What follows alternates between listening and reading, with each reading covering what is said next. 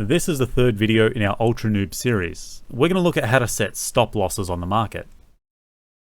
So stop losses are a way of selling your shares on the market with a bit of automation behind it. It's a method of selling your stocks with a bit of automation. For example, the Fortescue Metal shares that we bought last week, let's say we don't want to hold on to them if the stock price goes below, say, this red line here at $10.50. We can set a stop loss so that once it hits $10.50, we can automatically sell out of the stock. So in order to set our stop loss on the CommSec platform, we just click on trading and then we go to conditional orders and you'll be met with this screen here. All you have to do is set your trigger type to falling sell, set the code to FMG, which is the stock that we're holding, and we said the trigger price was going to be $10.50. Trigger volume is optional, so what that means is once the stock hits a certain number of tradable volume for the day, then your trigger details will be taken into effect, but I typically leave this at 0 and just leave it alone. I also leave this part here alone as well, because the market opens at 10 and closes at 4, so we want the full range for this trigger to be active on. Now, how this reads is you want your stock at FMG at $10.50 to trigger a sell. So when these conditions are met up here, you want this to be executed down here. So we want to execute a sell because we've got a falling sell. We want to sell all 521 shares of our FMG, and we don't want to sell any less than $10.40, and set a default expiry and click on review.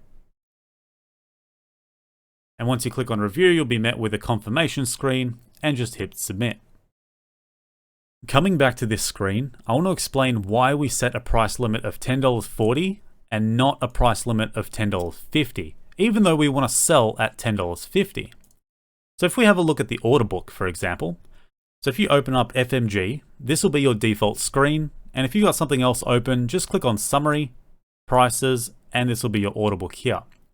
On the left side, we have the buy side. On the right side, we have the sell side. So how you read it is we got one buyer here that wants to buy 917 shares at $10.92. And we got 6 buyers that all together want to buy a total of 44,240 shares at $10.91. So now that we've got the order book out of the way, I got an example order book here for our example. So let's say the stock hits $10.50. Someone just sold into $10.50. Now our order book will look like this. We'll have one person that wants to buy 917 shares at $10.50. And with our order, we have a price limit, right? So when it hits $10.50, we'll sell all our shares at $10.40. Now this doesn't mean we'll sell into this person here. What that means is that is the lowest that we're willing to pay. So our 521 shares will actually start selling at the top all the way down until it gets filled up to $10.40. That's the lowest we're willing to go. So what this will look like is once we sell it, instead of 917 shares, because we're selling 521, once we sell, we'll have this one person here looking to buy 396 shares at $10.50. So that's all well and good. But let's say someone comes into the market, let's say the price is still $10.51. No one's triggered us yet. No one's triggered the $10.50 order yet. And someone comes in with 11,021 shares. And what that'll look like, and they sell all 11,000 shares, all of a sudden our entire buy side, so all of this, is gone. And if we had a price limit of $10.50, this is what it'll look like. We'd have our $10.50 on the sell side and would be waiting for someone to buy into us. So that's why we don't want to make sure that our trigger price is not the same. We want to make sure the trigger price is not the same as our price limit, because this can happen. And maybe other people start selling. You get more people selling, and all of a sudden you're left with You're left going, uh-oh, there are suddenly, 10,000 shares or 1,000 shares, and all of a sudden you find yourself not being filled. You had a stop loss, you just didn't set it correctly. So that's why we set our stop loss with a limit that's much lower than the actual target that we're setting, or the trigger price. Now here's an extreme example of what can happen even if you have stop losses. There could be a bad news announcement. Let's say you own some shares in this company called ResApp, or RAP. Let's say you bought some shares at 30 cents and you set a stop loss at, let's say, a trigger price of 22 cents, and you want to make sure all your sell orders are finished by 17.5. I mean, that's a really big gap.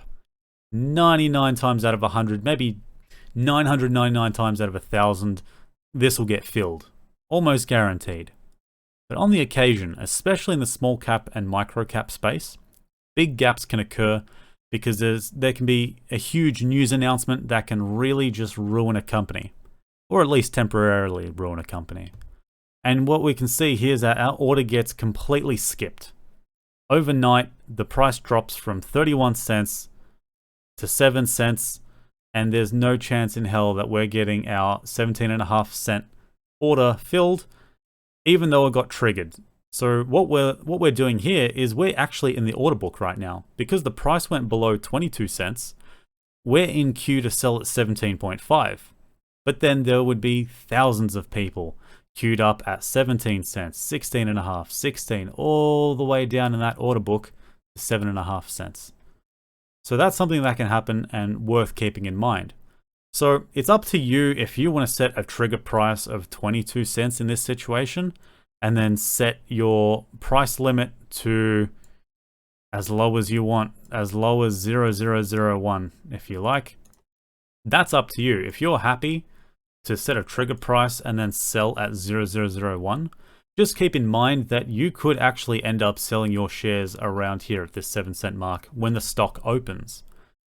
If you want to understand how the auction period works and why the price doesn't slowly tumble down and how the gap actually occurs, see my previous video on the auction pricing. Now there's a wide variety of conditional orders that we can make.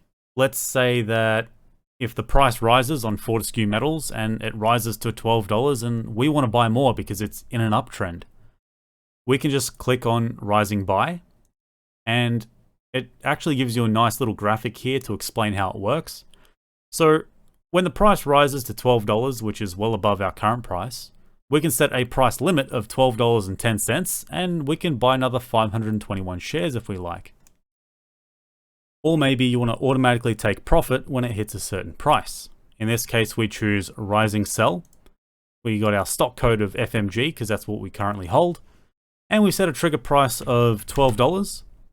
And once it hits $12, we want to sell all 521 shares. No, let's say we want to sell, let's say about half. Let's say about 250. So we want to sell half our shares. And we want to sell it for $11.95 because we want to make sure we get our sell order in. And once that's done, we have our total amount that we're going to get back. And we can sell the remaining shares that we have at a different price. Let's say maybe at $12.95 when the price is triggered at 13. So it's entirely up to you. You can have multiple triggers for buying and selling. This concludes the end of the stop loss tutorial. If you found it useful and you want to say thanks, feel free to drop by my Patreon page. Cheers, guys.